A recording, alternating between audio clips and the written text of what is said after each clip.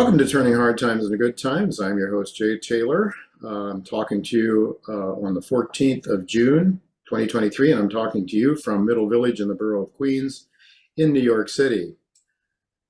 I've titled today's show, The McCarthy Budget, Good Politics, but is it good economics? David Stockman will be with me in the second segment of today's show to answer those questions. But I'm really happy to tell you that Scott Berdahl, founder and CEO of Snowline Gold Corp, is with me for the first time.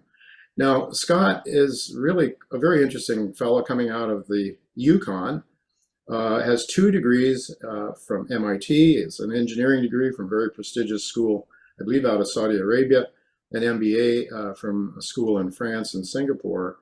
But you know, I've learned to know of Scott because of Quentin Henning, who was very early on an investor in Snowline and raved about Scott's abilities, and he certainly hasn't disappointed his shareholders so far, that's for sure. So really, really pleased to have him with me for the first time. Thank you so much for joining me, Scott. Thanks for having me on, Jay. Really happy to be here. Really great to have you, and I love that backdrop there. You're in the Yukon right now, talking to me from the Yukon. And you mentioned that you really enjoy being in nature and exploring. And yeah, well, I'm a city guy. I live in the city, and my wife wouldn't leave this place, so I'm pretty much destined to look at bricks and mortar. But I envy you from where you're sitting there now. I should mention to our viewers that your stock trades in Canada, of course, under SGD as a symbol. You can buy it down here in the States under the symbol SNWGF, which is what I've done. I have it 140 million shares, more or less, at $2.44 thereabouts in U.S. money recently, giving it a market cap of about $342 million, and a good balance sheet with $37.5 million of working capital and some pretty sound shareholders, one of which is B2 Gold. It owns 9.9%, just recently increased its holdings, and I believe Crescat Capital is also a major shareholder as well. I guess, Scott, we want to talk about the Rogue Project because there has been some fantastic news coming out of the Rogue Project. Could you just tell our listeners, our viewers about the Rogue Project, what you've accomplished so far in just 2 years, I guess? I mean, I know you were prospecting before that, but since the company's been in the public domain, you've made some great progress over the last 2 years. Talk to our listeners, our viewers, about what you've accomplished so far. Sure.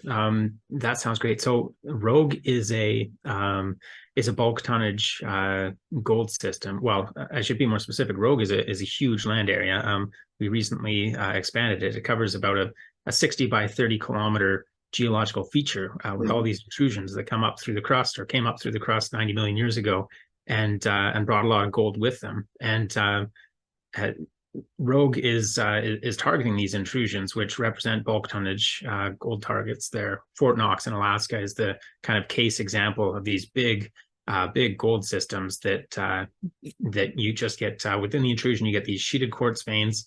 They're very small veins, but there are tens of thousands of them, and they just run for hundreds of meters in basically every direction. And so, you know, it's a very attractive model to look for. The caveat has always been that the grades are a little low. They work for a bulk tonnage target, but they're still generally sub-gram. But what we've found in drilling into our first of many targets on the Rogue Project, a zone called Valley, that we discovered a intrusion coming out of the ground there. It's about a kilometer in diameter, and it's got these veins, and it's got all the characteristics of a system like Fort Knox, except that it has a lot more veins, and more veins mean higher grades. Mm-hmm. And so that's been wonderful for us. I mean, it looks like a system that can really work. It's in the middle of a big, broad, flat valley. The highest grades are right near surface. It just ticks so many boxes of what you'd want to see for not just finding a mineral occurrence or an ore body per se, but a really potentially profitable discovery. And so we're very excited by it. As you mentioned, we've been on the target for 2 seasons now. We've only been a company for 2 field seasons now. We're just kicking off our 3rd field season. We have drills turning out there. And And yeah, we've managed to do a lot because we've taken an approach where we know that we want to find something big. We know that we need to find something big. And so we've set a high bar where we drilled at the end of our first season, 2021, a few holes right on the edge of this system, just 4 holes, 800 meters of drilling. They returned good results for, for the classic system of this type. And so we were quite encouraged, but we took big steps out in the intrusion. Our first step out was 340 meters into the heart of this thing. And it was spectacular. We're seeing grades of up to 300 and 2.5 grams over 319 meters from surface. The top 108 meters of that particular hole averaged 4.1 grams per ton gold.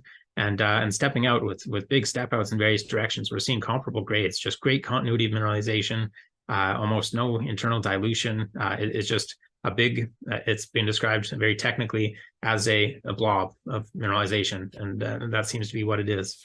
Yeah, I know. Quentin Henning, I think, compared it to a bowl of soup. And, you take a spoonful of soup and you know pretty much what all of that bowl of soup is going to taste like. But it's not quite right because there's a section, an area, I think maybe it's to the southwest, more or less, of this deposit that you've outlined so far. That's very high grade. I mean, like the kind of numbers you're talking about. 2 grams, 1.5, 2.5 grams, which is incredible for this kind of. What sort of grams did they run at? What sort of grades did they have at Fort Knox? And how big was that deposit? I think the global resource there now is at around 10 or 11 million ounces of past production and remaining resource. So it's a big system. But they started with a sub-gram. I think it was about a 0.9 grams per ton. Head grade when they began mining there, and that has just gone down ever since. They started with the juiciest part of that system, and they're currently 30 years in, and they're mining 0.3 grams per ton with a 0.1 gram per ton cutoff in a gold only system. So it's pretty incredible, and it speaks to the amenability of these systems to gold extraction. I mean, the scale, the continuity, and the metallurgy all come together to work at Fort Knox, and they make it work so that you can basically just dig out this 0.3 gram per ton rock and over to profit. So it's pretty incredible to see, and it's very encouraging to then find a system that has multiples of those grades. Yes, indeed. And I guess so you have these narrow veins, but they're all over the place, as I understand it. And I know that you've shown to your investors there are drill holes that had a lot of visible gold, and those things. I mean, that's the area where you really have the higher grades. So may understand the potential economics here. You're very near or at surface essentially, and as I look at this, the geometry or the way it sits in the ground it would seem to be very low stripping ratio potentially, at least to start with for quite a while potentially. I mean, we're talking way ahead of time here. I know you've got a lot of work to do yet before this comes into focus. But maybe you just comment about the economic potential, and I underscore the word potential. There's a lot of work that needs to be done yet. What about metallurgy? Have you done metallurgical work yet? I think you have some. Yeah, we're actually just nearing completion on that. So I don't know when viewers are watching this, but I encourage anyone to go and check out our website for the latest updates there. I'll share my screen here quickly because I think some of the talking points. Can you see the slide with the plan map and the section on the right? Yes, I can. Yes, I can. Mm-hmm. Okay, so just a quick recap here. This is this on the left, plan map. This red pink blob is the intrusion itself, and there's kind of a subzone within that where these colors represent different grades, with pink being greater than 2 grams per ton. You can see some pretty big multi-hundred meter continuous or nearly continuous sections that have a lot of pink or dominated, like in that top 108 meters that I mentioned of hole 10 over here. I think there were 72% of the samples are above 2 grams per ton. So it's just really nice, consistent mineralization. And it's not like there are a lot of high flying assays that are smeared out like you see in various gold systems. It's really nice, continuous stuff. If you apply a cap at 10 grams per ton in this 318 meters at 2.55 grams, it drops to 2.35 grams per ton. So it's really, it's almost within rounding error of what it was. And then again, speaking of the economics of it, you can see this zone in kind of the western half of the intrusion is where the best mineralization is. And the best mineralization, when you look at this cross section here, going from A to A prime, you can really start to imagine, what a pit might look like. Obviously, as you say, there's a lot more work to do. We have a lot of geotechnical engineering and so on to do, and not to mention just drilling. But even with a fairly conservative pit slope, you can basically take out this high grade without much for strip ratio or dilution at all. And so, that's pretty exciting to see. And it's like that as you go along this whole section. As I mentioned, it's in a big, broad, flat valley bottom. So while it is in mountainous country in general, the actual location of this couldn't be much better than it is. Interesting. That speaks very well. And again, you dig into that, that first shovelful, and you're digging into 100 meters, at least downhole of 4 gram per ton material there. And who knows what's around it? We intend to find out this year, but these are fairly aggressive spaces on the drill plan. So there's a lot left to find out. But the continuity does do a lot for us as explorers. We've drilled 12,000 meters total into the target so far.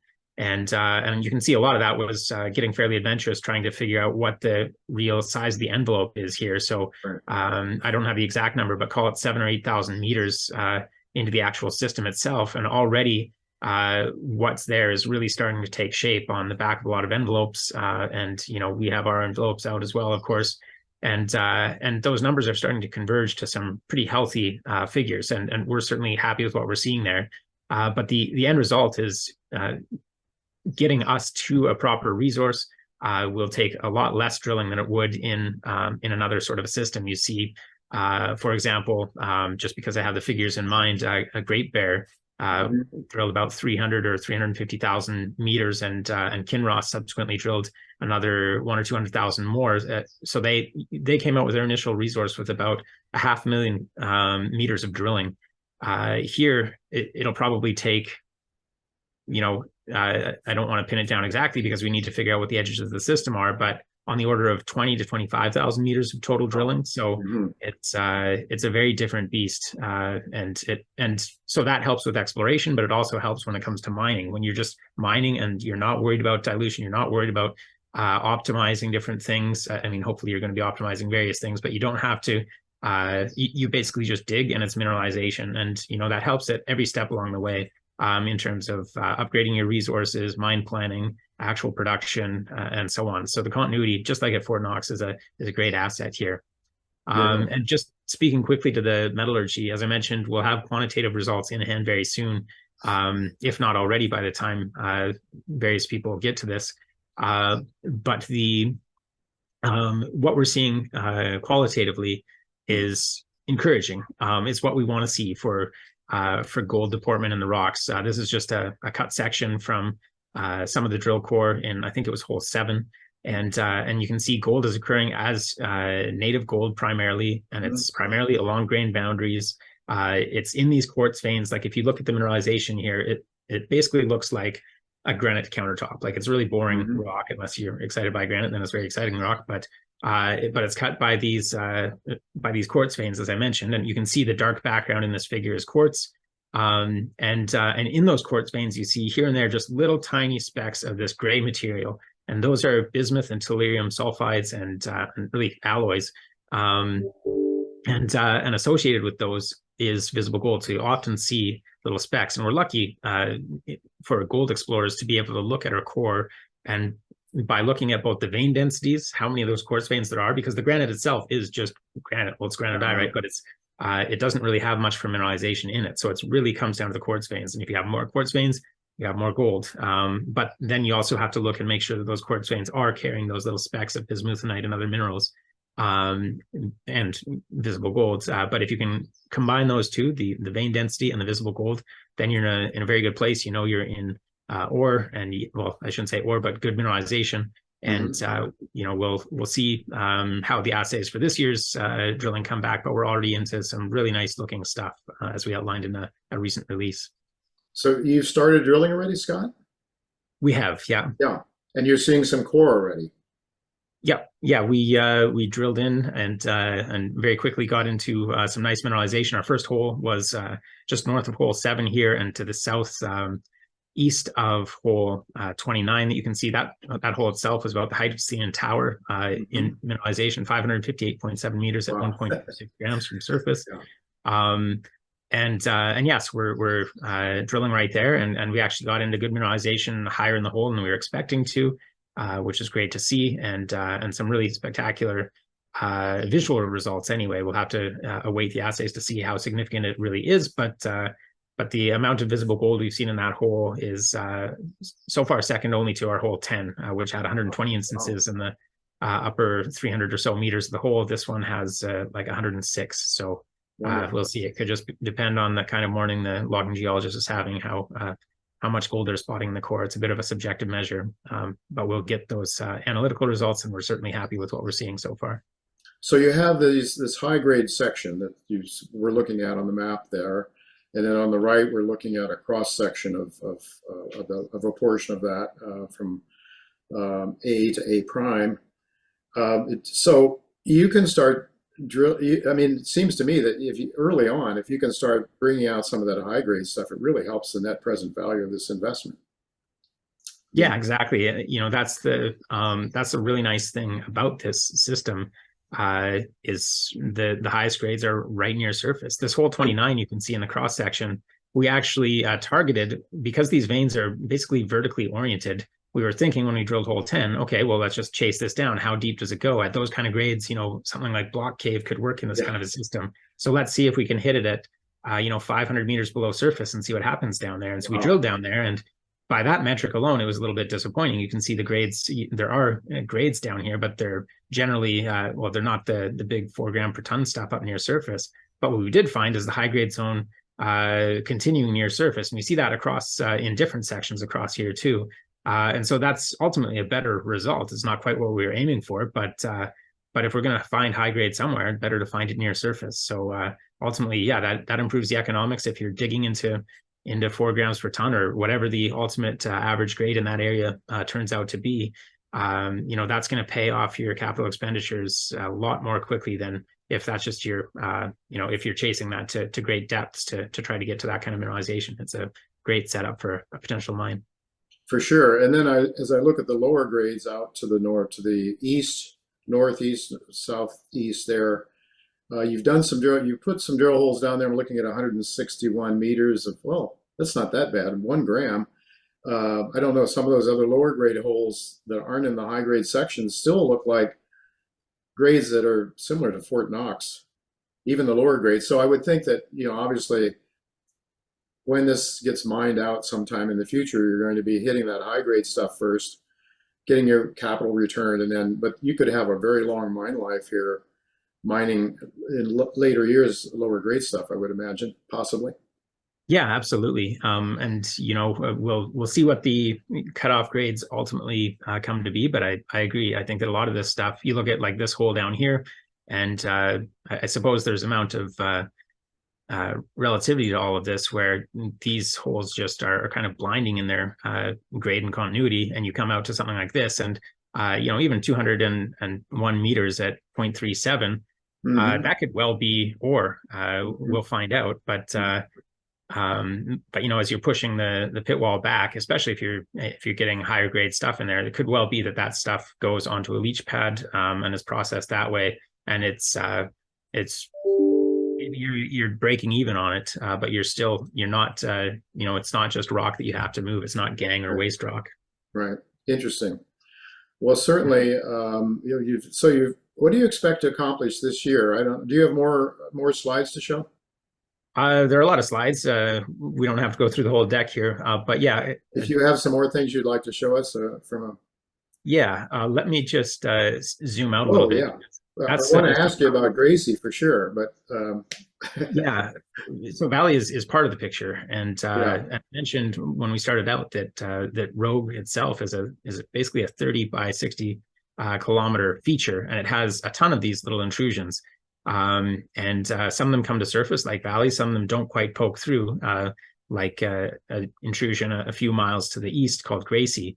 And we know this there from the geophysics, the geochemistry, even in a satellite cutaway, you can basically, and we don't know exactly where the intrusion is, so that's just a cartoon, but the satellite imagery is real, and you can see that red gaussness ridge, and that's Hornfels alteration. It's a very high temperature, low pressure alteration type. And so that tells you that something cooked this rock, and no intrusion right around it, but the geophysics shows there's something nearby just under it. And so we're seeing really good geochemistry on surface there. We're seeing the same kind of veins that hold the mineralization at Valley. But when you get out of the intrusion at Valley, those densities drop right off. And again, it's all about the vein density, just because the surrounding rock isn't carrying much gold. And so, and by density, I mean number of veins per meter, not necessarily the weight of the vein. And it's the same thing here, where we drilled a small phase 1 program last summer, 2022.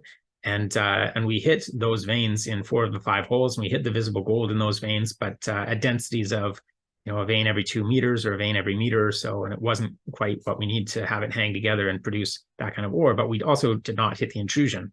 The side effect of the big step outs we took at Valley and the drilling that we did even outside of the intrusion is now we have a little bit of a roadmap and a case study we know what a beautiful deposit of this type looks like in this area. And we have good multi-element geochemistry and so on. We can use that and the mineralogy of the rocks themselves to vector towards where the intrusion is, and within the intrusion where the highest grades are. And so we're aiming to do that at Gracie. We're testing a few different ideas, and we'll have a phase 2 drill program there. And then just stepping out even further here, just looking regionally, we have a huge land position out in the eastern Selwyn Basin. The Selwyn Basin is a geological analog to the Great Basin in Nevada in many ways. It was deposited off the same coast of North America at the same time. It's since rotated up off the equator, where both Nevada and the Yukon were about 500 million years ago. And it's settled into place in the Yukon, but unlike Nevada, it hasn't seen a couple centuries of prospectors. This area, particularly in the north of our region, has seen essentially no exploration prior to us moving in there. So it's pretty exciting. Both the Jupiter discovery that we made early on and Valley were made by walking up creeks and actually seeing the mineralization sticking out of the ground. It was float in the case of Jupiter. In the case of Valley, there are mineralized outcrops there that a prospector named Shane Carlos came in for a company that we'd optioned these claims out to, and chip sampled, I think it was 4.7 grams over 4 meters. And you go up and you see the edge of the intrusion, and you see these beautiful veins. And yeah, so all that to say that we have a lot of ground left to explore here. Valley is the tip of the iceberg. It shows that this region is fertile. That was the idea that we launched the company around. And so we're thinking sort of district scale here. We're not really thinking, well, we are now that we've found Valley specifically, and we don't want to stay distracted and lose focus on that. But we also don't want to forget why we launched the company, which is this potential for basically globally significant gold province in the eastern Yukon, in an area that's been historically overlooked. And to go out and in season 2 define something like Valley, I mean, we don't have a resource there yet, but we're on our way. But something of that scale with those kind of grades, I mean, you couldn't ask for a better proof of concept. So we're pretty excited by the whole district. And this season we'll be doing not just drilling to advance Valley, but drilling to test a lot of these other targets that we've identified as well. Yeah, Gracie, how much will you do at Gracie this year? And what about the rest of your targets? So you just recently picked up some more ground.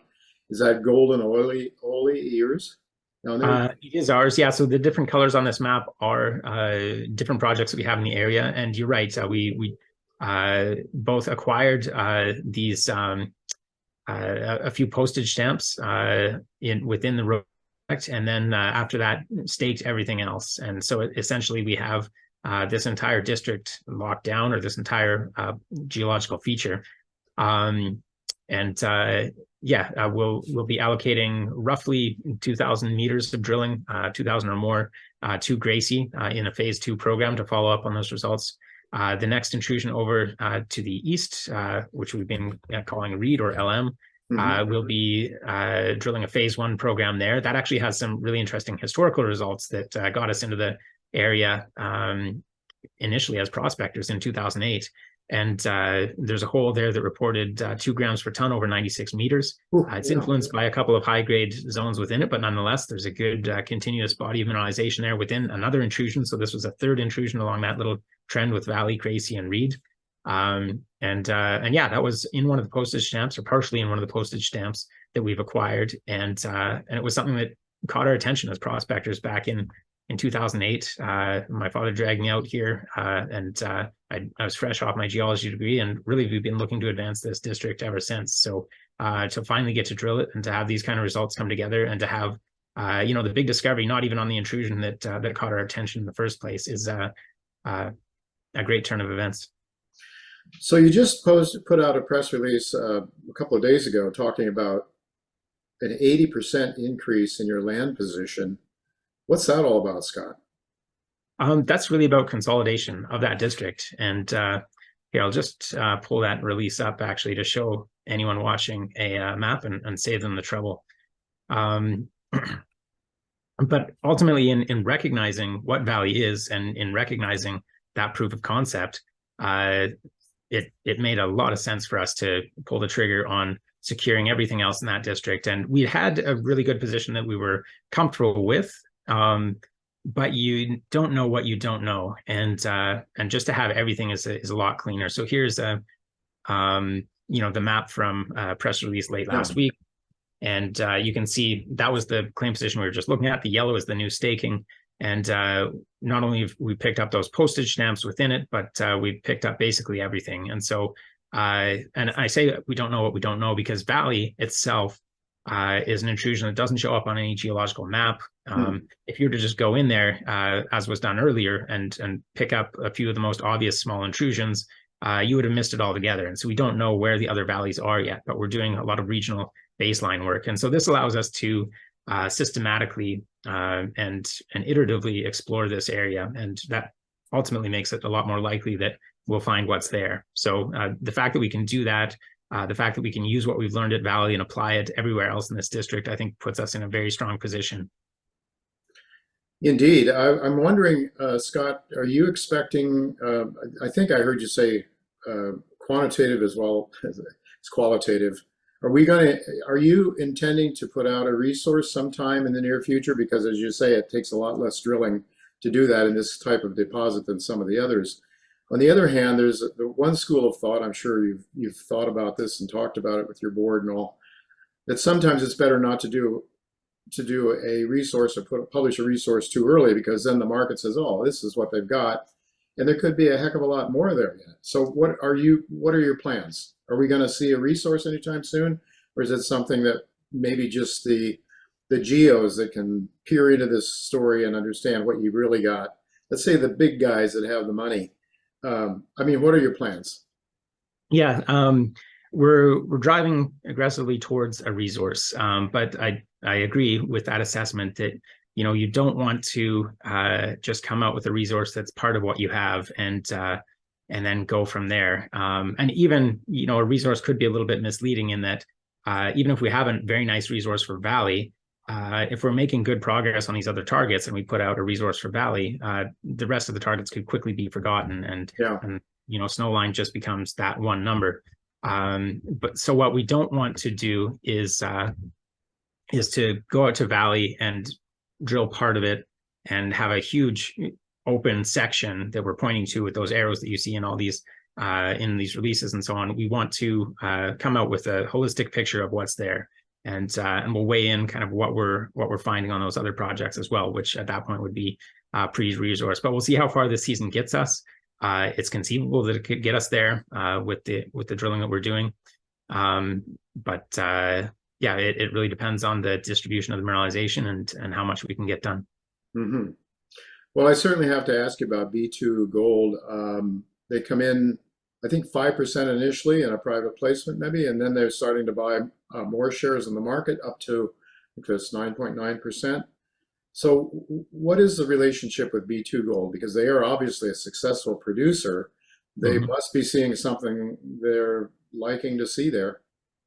Yeah, the relationship is cordial. They're a strong investor to have, and a strong vote of confidence in the in the project as it stands. So there's no real formal relationship apart from them being a 9.9% shareholder, and they do have a participation right at that level. But they, in exchange for that, they've agreed with a vote with management or vote with the board provision. So yeah, it's a position that we're very happy to see, essentially, where it doesn't really give them that leverage of trying to influence the outcome of a outside bid in any way.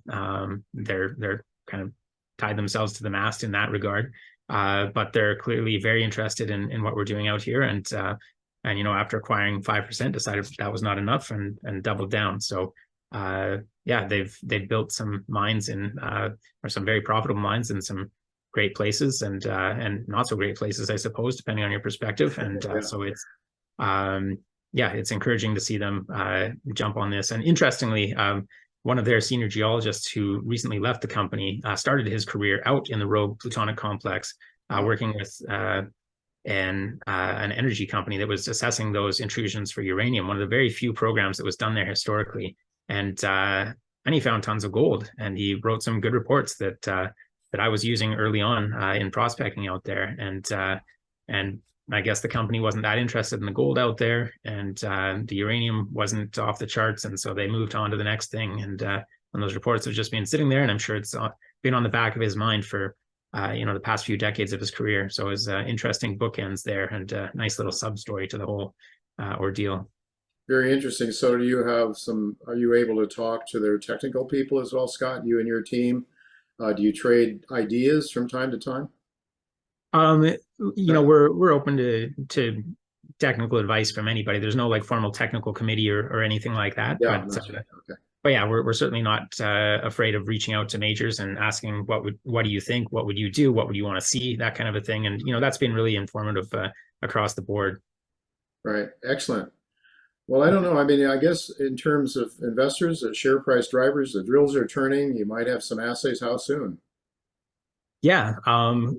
Knock on wood. We've submitted our first samples to the assay lab, and we've taken some steps to improve the turnaround times from last year. So if all goes well, it's conceivable that we could see assay results in July, and hopefully at the very latest by August. And then they're going to come fast, because we're doing a lot of work out there and doing a lot of drilling. So we're going to have we're going to be a very different company, I think, by the time this field season ends versus where we are right now.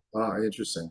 Very interesting. Well, it's very exciting. I'm so glad that you joined us, Scott. This is such an exciting story. I must say that it is personally my largest holding. There's some other great companies out there too, but this is one of the best and one of the most exciting exploration stories that I've encountered over the years. And I did enjoy Great Bear. It was a nice run, but this looks at least as good, I think. Well, time will tell. It's very exciting. So anything else you'd like to add before we conclude our discussion? No, I think we did a great job covering things there, and I'll let your viewers get on to your main attraction. Well, I don't know. Those who stick around and listen to what you just said, you may be the main attraction, or Snowline may be. David Stockman is very well known. He's our next guest, folks. So don't go away. We'll be right back with David, and he'll talk about the most recent budget, U.S. government's budget that, we'll see what his thoughts are on that. So don't go away. We'll be right back.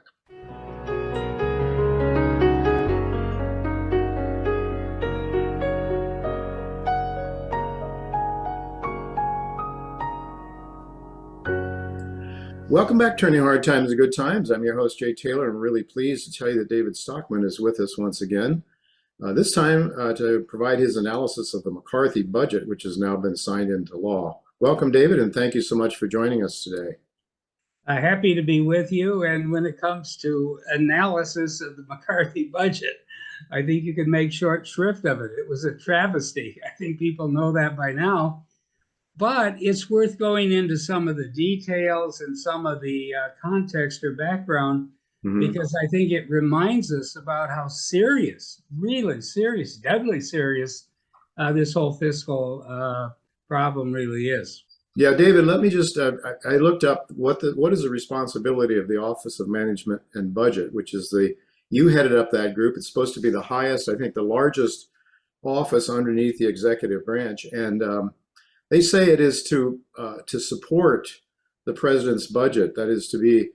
It sounded like almost your job was to be a puppet for the Yeah. president to make sure that he got his budget through, almost as if it was a political task.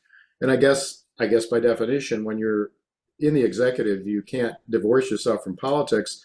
But I sort of think that that wasn't the way you viewed your job when you were there. Do I have that right? I mean, after all, there was all over the headlines, all over the news about the president having to take you out back to the woodshed and give you a good whooping. Yeah. I mean, that was always stupid to me. I could never believe that President Reagan would be like that. Yeah. But Well, but you know, but go ahead. Sure, great questions. There's a lot of mythology from then and now. I guess today maybe that's what the OMB director does, support the president's budget, because it's become so political and so fanciful that it's hard for a real professional to support not just the budget that Biden has put out, but the Trump budgets were just as bad. Yeah. In fact, if you look at the record, Trump had the biggest spending record of any president in the last half century. The budget in real terms grew by 11.5% a year under Trump, which was about 4 or 5 times the average of the previous 70 years, Republicans and Democrats all thrown together. So, but that was today. Back then, we got into office in 1980. The people wanted a sweeping change. They were tired of Carter. They were tired of big government. We had high inflation. The economy was sputtering. And so Reagan basically committed to an across-the-board tax cut, but said he would balance the budget too, and that he would come up with a program to do that. He didn't have a list of cuts that he was going to make in the campaign. He said, we'll tell you about that once we get elected. So all of a sudden, I get the job. We have about 4 weeks to come up with literally tens of billions, hundreds of billions of cuts and savings and reforms in order to match against the big revenue loss that would occur from the tax cut and from the substantial defense buildup. So back in those days, the OMB was the financial switchboard of the federal government. The agencies came, to our offices. We didn't go to theirs. On bended knee, hoping we wouldn't cut too deeply into the bone of their operation. So the world has changed a lot, but here's the takeaway from it. We were struggling with that first budget. This is in February 1981, to keep the current year deficit low enough so that the national debt wouldn't go over $1 trillion. Back in the day, that seemed like a real red line. That seemed like, a real crossing point that we dare not traverse. Well, here we are. It's only, 40 years later, the debt is 32 trillion, but that's not the real debt. That's the notional debt today. It doesn't include the unfunded liabilities of all these giant entitlements, and it doesn't, encompass what's built in, sort of baked into the cake with these automatic entitlements that will take the deficit into the 2 trillion plus range year after year, as far as the eye can see. So my approach to it is to say, until someone shows us differently by putting legislation on the table to change mandatory spending, to change entitlement spending, to find some way to dismantle this massive defense budget and global empire that Washington is trying to run. Until that is done, and clearly it isn't being done, it wasn't done in this latest battle, that was all just a lot of fakery. But until it's done, we really need to essentially project forward the built-in spending, the built-in revenue under current law, and ask where it gets us.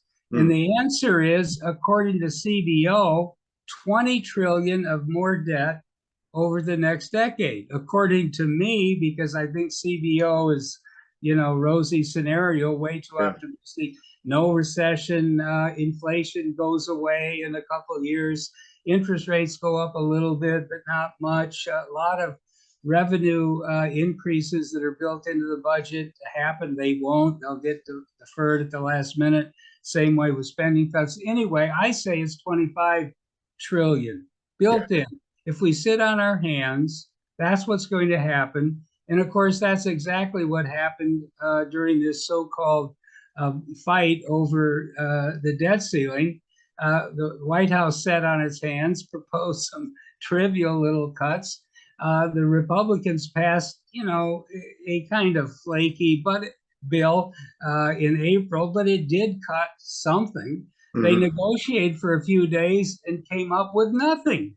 And I think it's important to go through, if you want to negotiate with someone and have a good prospect of coming out ahead, I would say try to negotiate with Kevin McCarthy because he started with, cancellation, for instance, of Biden's student loan forgiveness plan. Good move.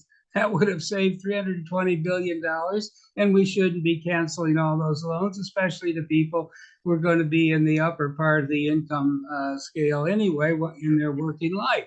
All right. The bill they passed in the House would have saved over $500 billion over a decade by canceling all these green energy credits, for solar and wind and electric vehicles and so forth.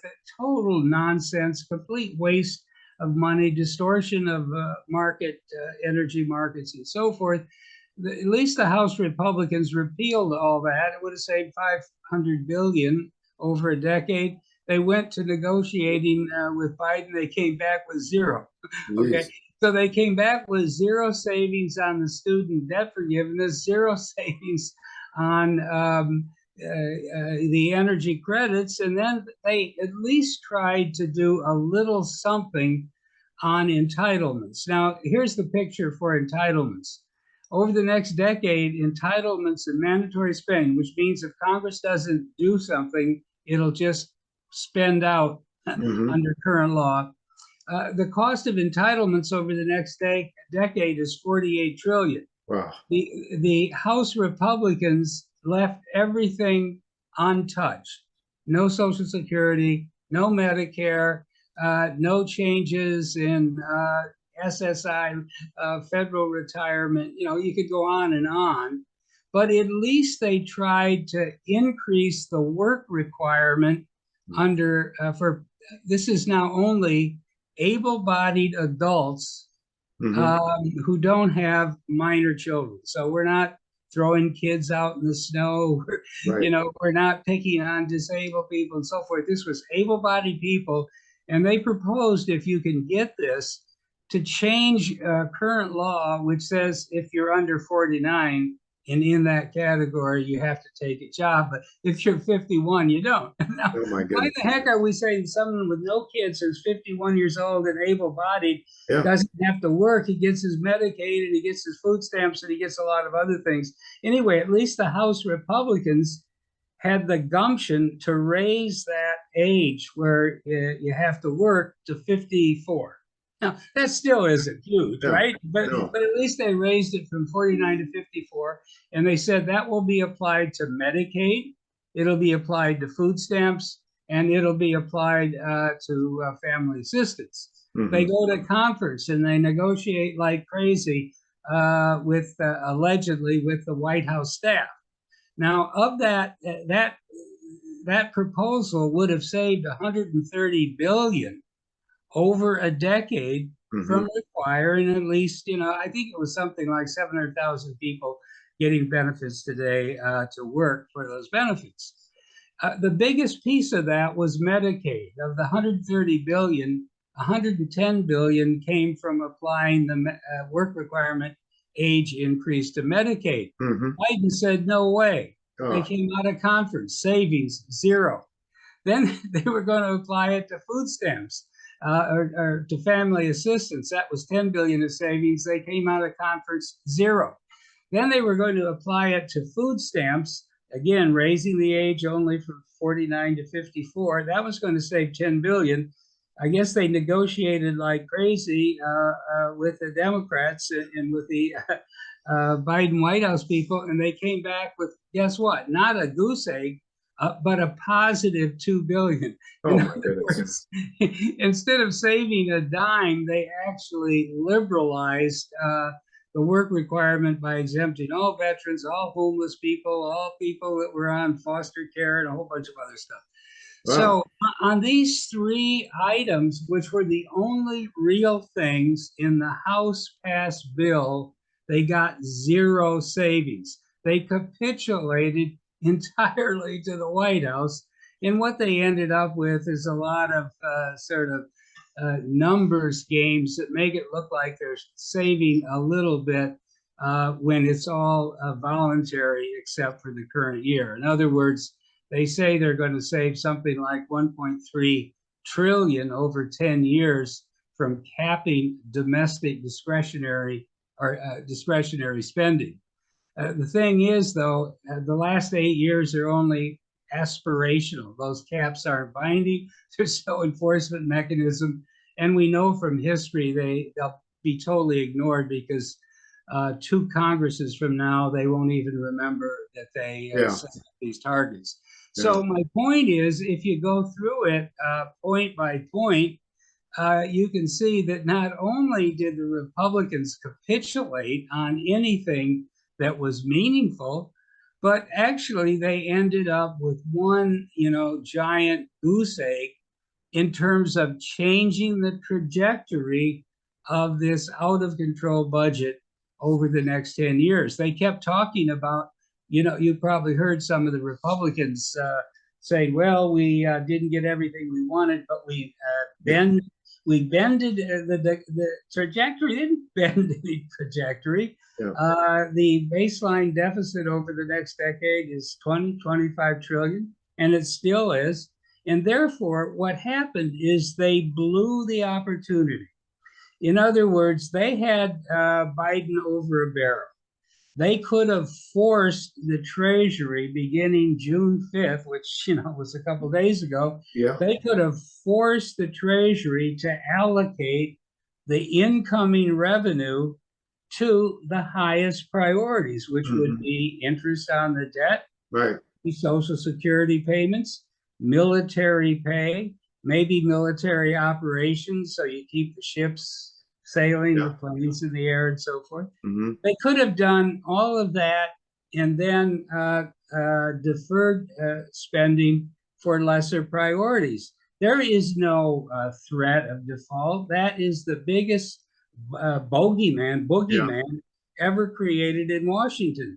And it is not just my opinion. A lot of liberal constitutional scholars back in the day said, yes, if push comes to shove and you don't raise the debt ceiling, then you take the revenue that's coming into the Treasury and you allocate it to what you deem to be the most important or highest priorities until you can make an agreement to raise the debt ceiling. Now, that's what they should have done. And frankly, it's pretty pathetic that when push came to shove, they blinked, they flinched.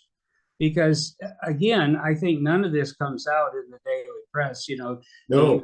The mainstream press doesn't want the people to know anything, okay? Yeah. They want you to think that there's going to be a debt default, some horrible, terrible thing. The credit of the United States will be ruined like some banana republic, and we'll all tumble into an economic black hole. Yeah. Well, that's totally ridiculous. And I'll give just one or two facts, which never came out in all of this coverage you got day after day in the mainstream press. Yeah. On average, for the last few months of this fiscal year that we're in now, so this is real, current, where we are, there's 450 billion of revenue coming into the Treasury month after month after month. You know what the average interest payment is per month? 60 billion, 13%. So you could easily pay the interest from the incoming revenue even if you couldn't borrow a dime on Uncle Sam's credit card. Now, you could say, well, okay, you could cover the interest. Well, what about Social Security? That's 130 billion a month. So with 450 billion of revenue coming in, you got more than enough cash flow to pay that. Well, what about military pay? We have to pay the servicemen, right? And keep the planes flying and ships sailing and all that.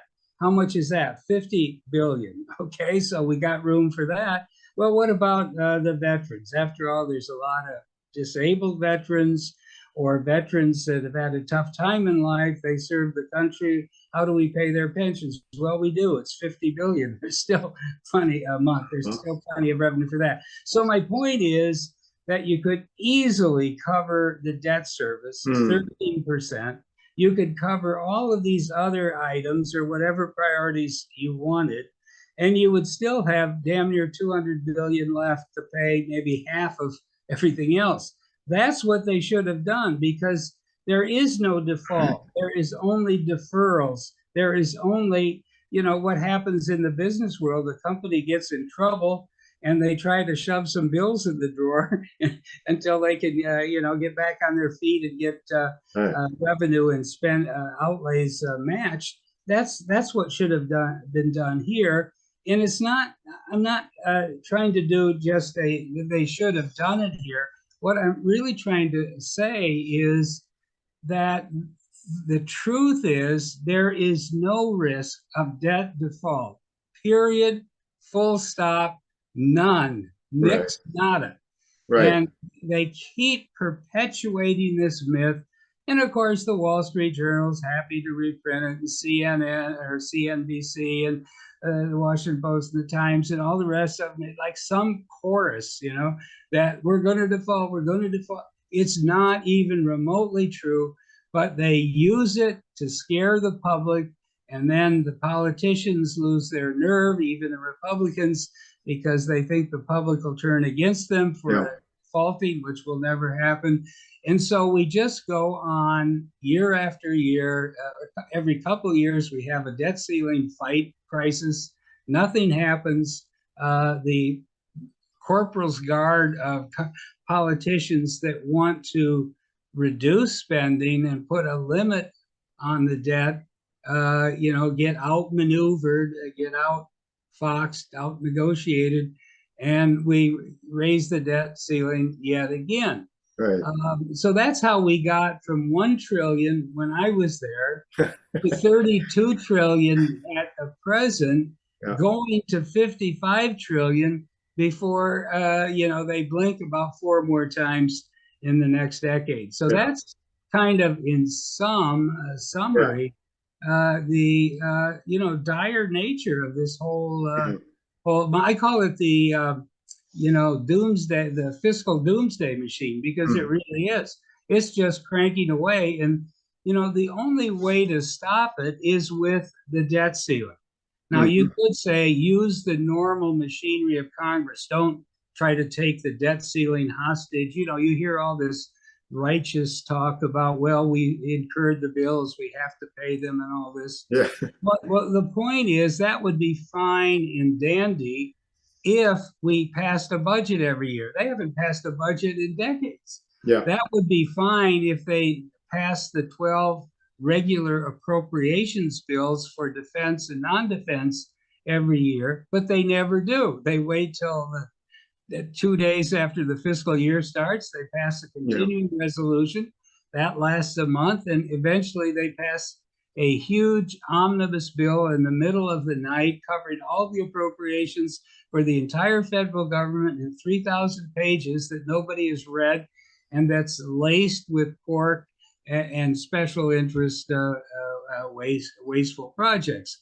So I guess my point is that if the whole system is broken and the fiscal mechanisms, the fiscal governance process is totally broken, then the only tool you have left is to take the debt ceiling hostage, refuse to raise it, let the other side blink, the permanent government, the deep state, the career politicians, the spenders, from both parties, and maybe you can get a little bit of leverage to change, to truly change the trajectory of this, credit card based government policy. Yeah. Well, David, I'm wondering if, I mean, obviously for political reasons, the Republicans certainly don't have most of the media, if much of any of it, on their side.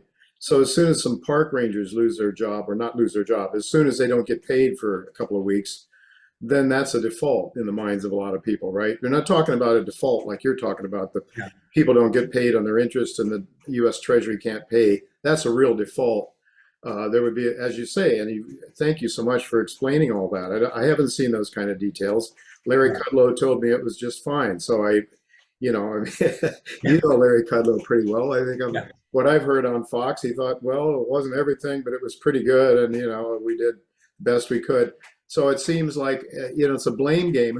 It's all political, isn't it? Like who's going to get hurt politically is all they care about. And as I recall, you were willing to go to the woodshed if necessary to stand up for what you believed. And that's why I've always had such a high regard for you, because I think you're an honest broker, and you didn't stay in politics that long, probably because of that. Yeah. So But even there, you have to give President Reagan a little credit, because I put this in my book a long time ago. I wrote a book of memoirs sort of when I left the White House, 1986. But, this whole thing about the woodshed gets stuck in the journalistic archives, okay? Yes. And so they just keep repeating it. But what I explained in the book, and President Reagan, if he were with us today, would agree, that when this big article came out in the Atlantic Monthly, quoting me as saying, we don't know what's going on with the numbers and a lot of things, it was all out of context. But there was such a firestorm at the time, this was 1981, that the politicians around President Reagan in the White House said, you can't let this stand. You've got to have Stockman come into your office, and you've either got to fire him or give him a good dressing down, because he has really screwed things up. So I get a call from the chief of staff, which was then Jim Baker, and he said, you better get your sorry rear end, except he didn't use the word rear end. He used the other word. Over to the Oval Office. You're having lunch with the president. No one else is going to be there, and you better explain to him where all these comments came from, or you're going to be your tenure is going to be short-lived. So I got there, and he said, Dave, why did you undercut the administration? Why did you betray me? I said, well, I didn't. I said, everything that I said to this reporter, was the editorial page reporter for the Washington Post, was off the record, absolutely. And I was basically, giving him some insight as to what we were doing so that we would get better coverage on the front page. So it was a deal we had made. And basically, so I wasn't, parsing my words. I wasn't, because it was all off the record. Anyway, he double-crossed me, printed it all. And I explained all this to President Reagan. He said, he said, that reminds me when I was president of the Screenwriters Guild.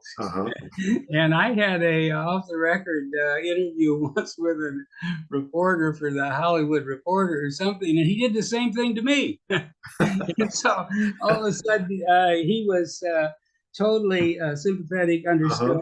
And here's the punchline of this whole story. He said, well, okay, I understand, no problem. Let's go back to work. Let's keep up the good fight and all of that. But the fellas, that's what he called, Deaver and Meese and Baker, Troika that ran the staff. Yes. Said they think I've got to do something to show that you're being disciplined and that I'm a strong leader. And I said, okay. And I said, okay, and it just crossed my mind at the moment. I grew up in Michigan on a farm, and there was an old thing out down on the farm where if you had misbehaved, your father could take you to the woodshed after supper. Okay. So I said, well, why don't we say you took me to the woodshed after supper? How would that be? Maybe that was. He said that's great. Would you say that in a press session after we finish here? I said, yeah, sure. That's a good metaphor. I'll say that. So I did. And here we are, I guess 40 Yeah, years later, and it's still in the press morgue. It's still in yeah, the archive, but it never even happened, you know. But I think it's a good illustration of the difference between what actually happens and hmm, what ends up being in the so-called mainstream press right, narrative over time. right. Well, with regard to our Republican representatives, they couldn't hold tough. I mean, they had to buckle. I guess they're looking to see. They want to make sure they get reelected. I guess there's enough of them that are putting that first above all else. And it's. But I mean, let's get to what this all means now, David, for the economy, because the Democrats, of course, would like to raise taxes. And of course, they're trying to say it's all the rich guys are going to pay it. That's a lot of baloney. We know that doesn't happen. Most people that are, that have lots and lots of money have it hedged one way or another. I mean, they're offshore or they've got it. I don't know. There's all kinds of ways, municipals or whatever. I mean, they can try to tax capital away, right, and give it to the government. Um, but anyway, the point is we're going to be heading for some huge deficits that have to be funded.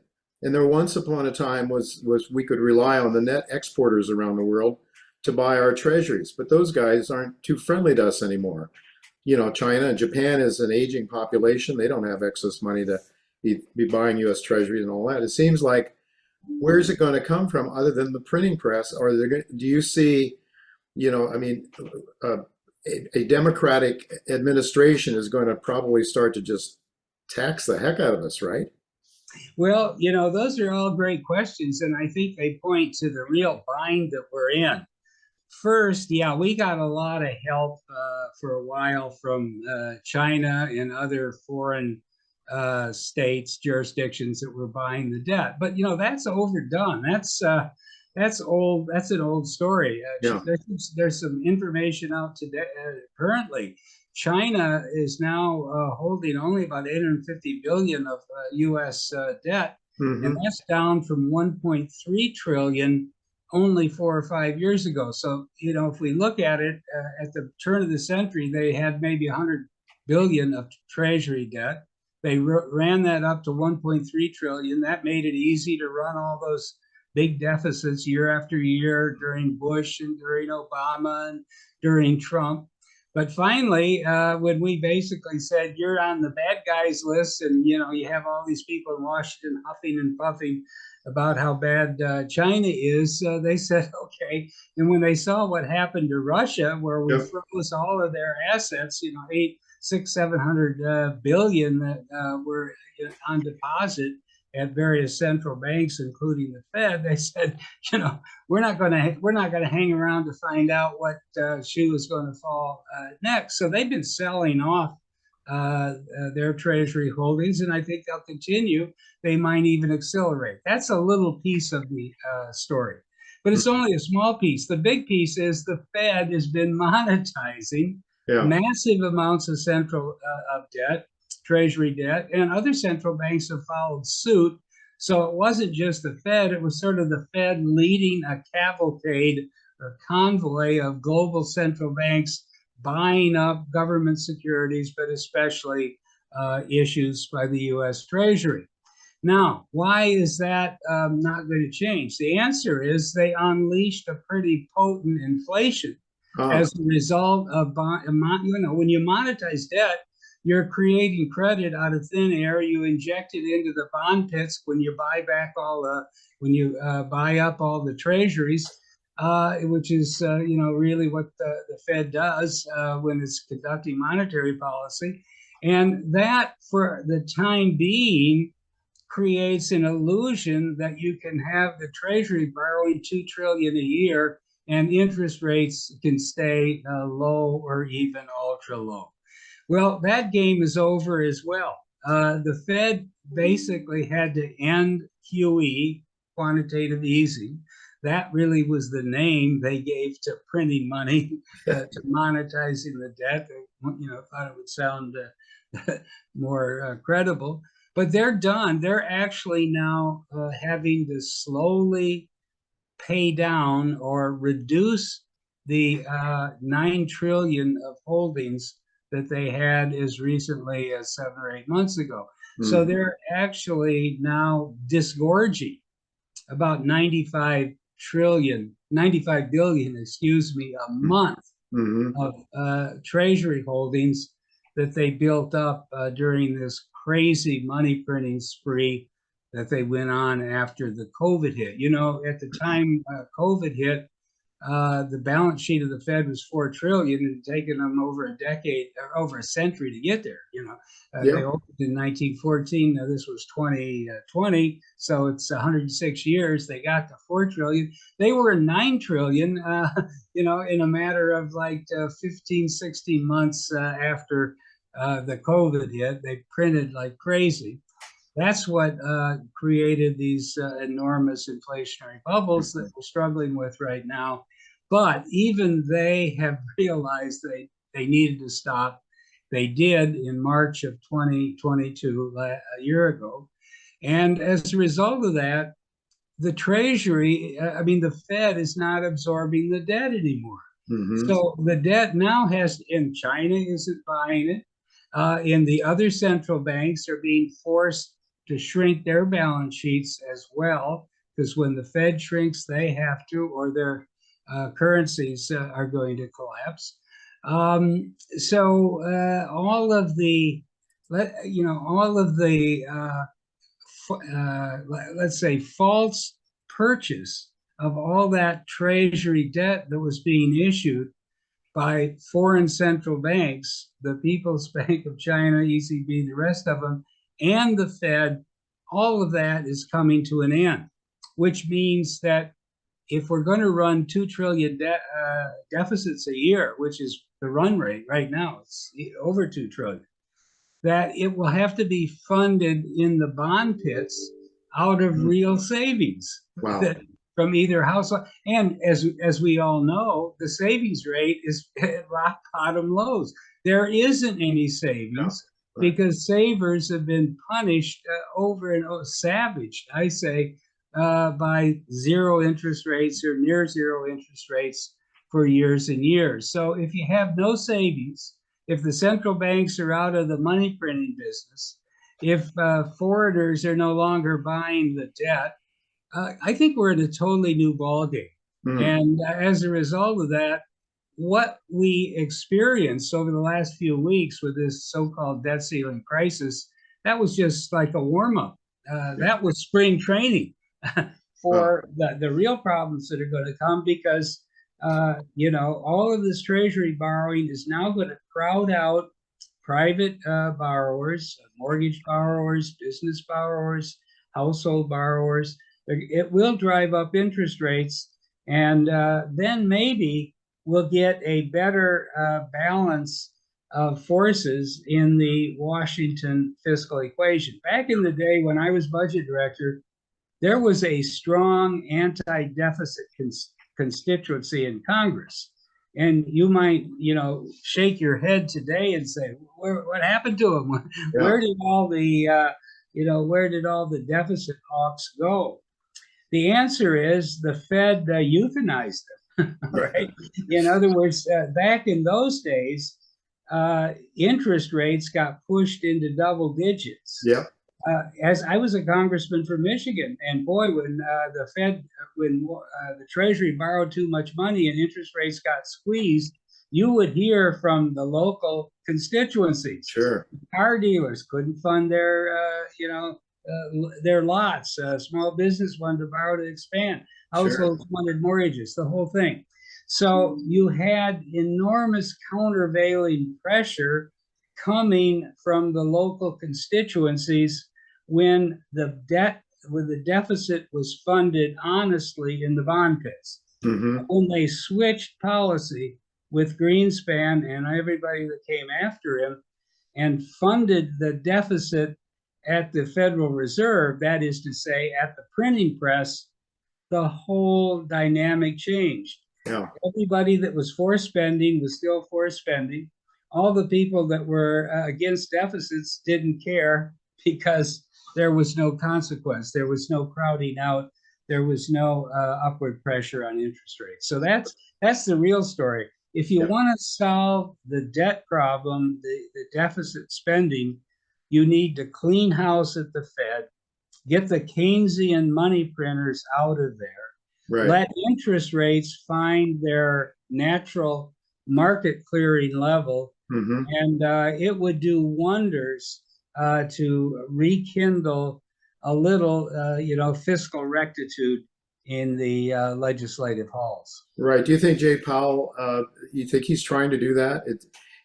Daniel DiMartino Booth and yourself were the two people on this show that first made me aware that this isn't going to be a regular cycle here, that we're going to see much higher rates. And Powell seems to be hanging tough. Now I hear that, the Canadians just today, they're hiking their rates more than expected, and that even Christine Lagarde over there in Euroland is talking about raising rates some more. So is this a reality that these governments are saying, hey, if we're going to spend all this money, we got to finance it somehow. We can't keep printing because printing creates inflation.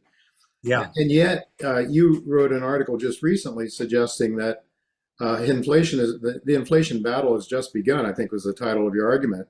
So here I'm wondering, David, because rates are high, something is going to break. It seems like it started to with the bank out on the West Coast and some others. If something really bad breaks and we have another 2008, 2009 type of thing, what are they going to do? Are they going to go in there and start pumping money into the system like drunken sailors? Or do you think there's something that will keep them from doing that this time? Yeah. Well, I hope not. And I guess the reason I still have faith that they'll kind of stick to their guns is that inflation got away from them. Yeah. We're totally surprised and shocked. At first, they were in denial. Like the 1970s. They said it was very they said it was transitory. All of a sudden, it didn't prove to be transitory. Now it's proving to be very stubborn because if you just take a few of the factors that have provided a little relief in the last 3 or 4 months, basically gasoline prices and energy, the underlying core inflation accounts, the service accounts, wage accounts are still, going up 4, 5, 6%. So I think they now are in a different ball game where they know that the inflation is embedded, that it's been very stubborn, and they're not going to be in a position like they were in September 2008 to simply, pull out all the stops and flood the zone with massive expansion of their balance sheet. I do not think they'll do it. I don't think they can justify it. I think the thing is, they spent so long arguing that the 2% inflation target was sacred, right? It was like, I called it 2.00%. They were so, particular about that it was. And therefore, and during that period, by some measures, the inflation rate year over year was running slightly under 1.5, 1.7. And so they kept making the point, it's okay to have the throttle open in terms of the money printing that we're doing and interest rates being held, practically to the zero bound. It's okay to do that because inflation is actually under our target. And we actually are missing it from below. We need to have more inflation. Yeah. Remember, they gave a lot of speeches, Lagarde and many others of these central bankers, saying that we've got to, we're missing our target. We need more inflation. All right, so they expended so much credibility, so much political capital on this sacred 2% target that they're stuck with it. I think it should be zero, but at the present time, the 2% target is essentially doing God's work financially.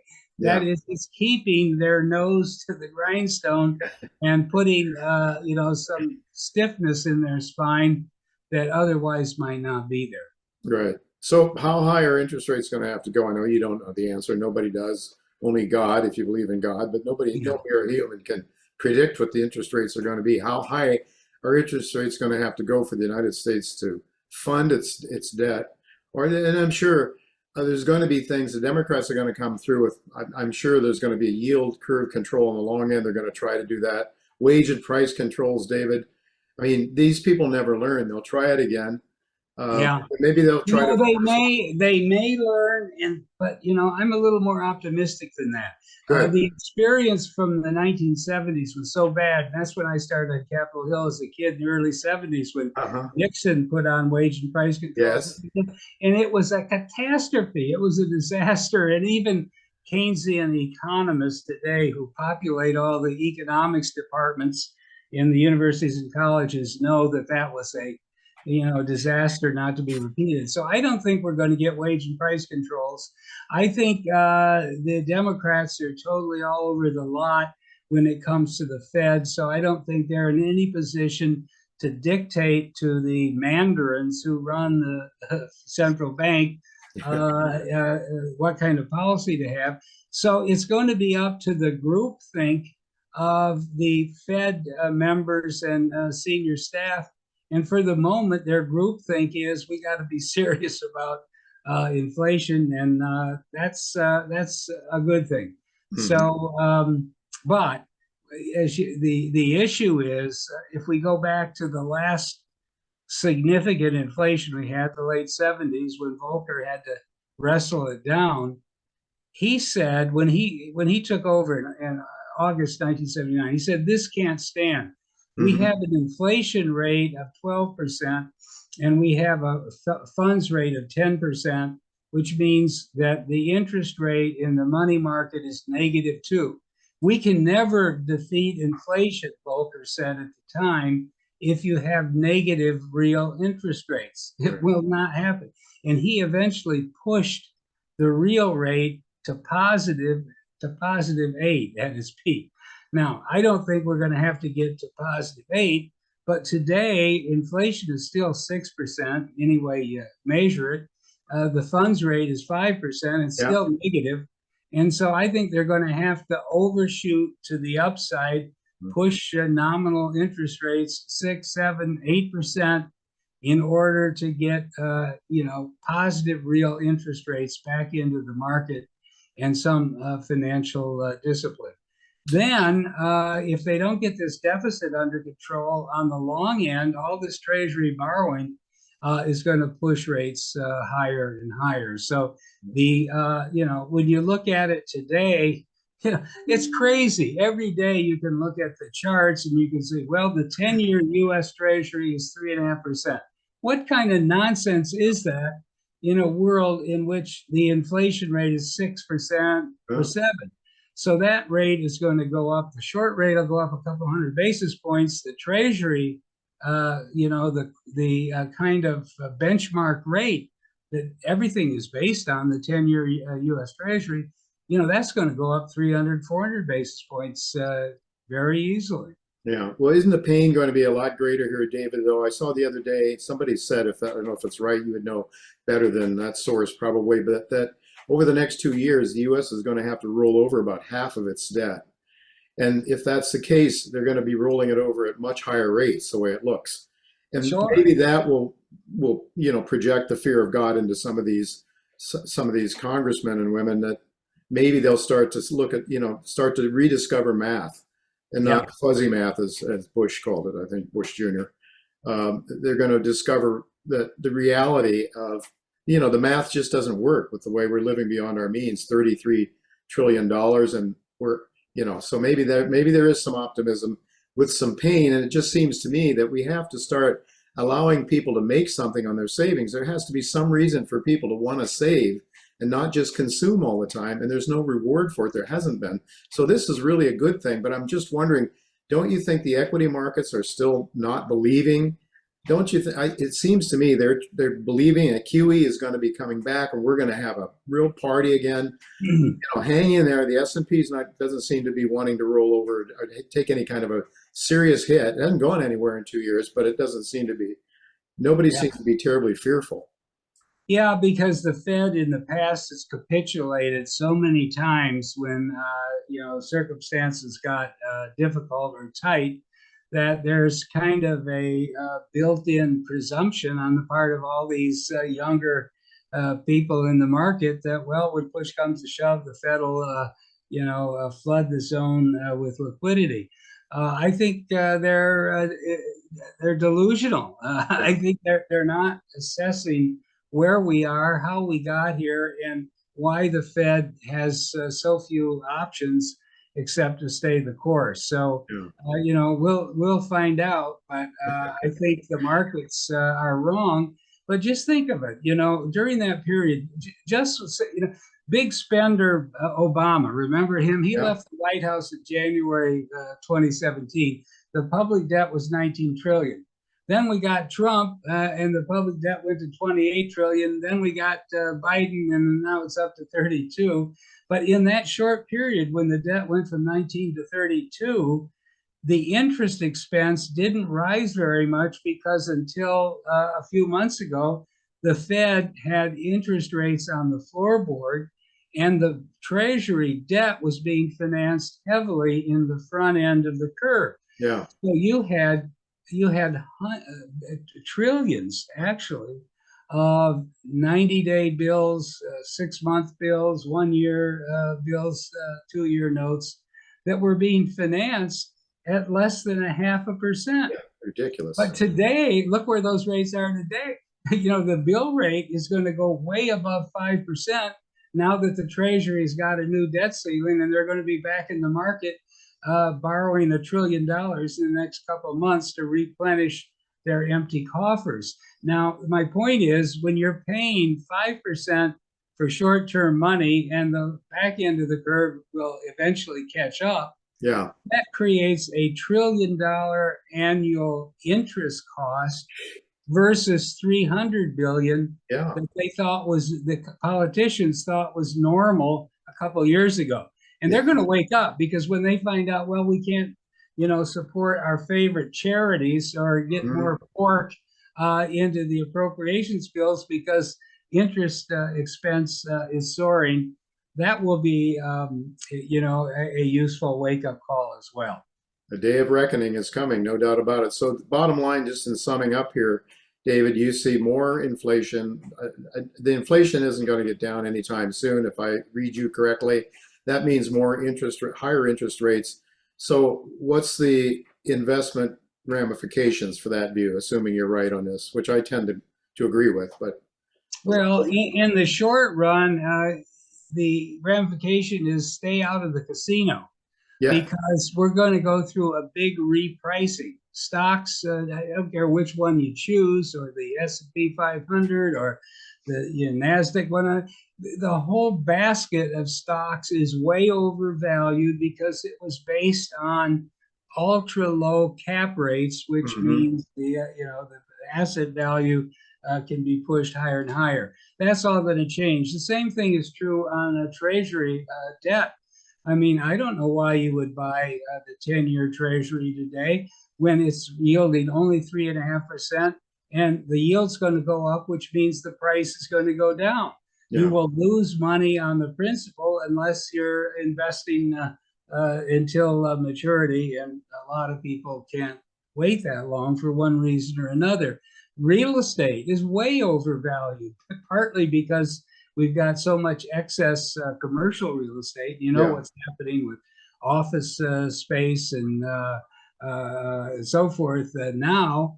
The malls, commercial real estate. But generally, when interest rates were pushed so low, that caused huge amounts of debt-based speculation in commercial real estate, drove prices sky high, and now we're going to have a reckoning, a price adjustment there as well. So the point is, stocks, bonds, and real estate don't look very attractive to me at this point. And the real answer is you have to stay in cash, because finally, short-term, liquid, safe securities like Treasury bills will generate something. Okay, you won't get rich. There will be no home runs. You won't double your money in 2 years, but it's a safe place to be while we go through this huge transition. Yeah, short-term treasuries, and at some point, if they start to quantitative ease again, I imagine things like gold and silver might work okay. At Yeah, least, yeah. Oh, I mean, I took for granted that people who don't trust central banks, yeah. I certainly don't, will always want to have a certain portion of their portfolio in gold or silver, because after all, that's real money. I mean, all the rest of this stuff is printed by the central banks. Well, we'll have to leave it go at that. Thank you, David, for sharing your time so generously with us today. Next week, I'm hoping to have Michael Oliver back as a guest and possibly another guest or two as well. Until then, goodbye and God's blessings to you.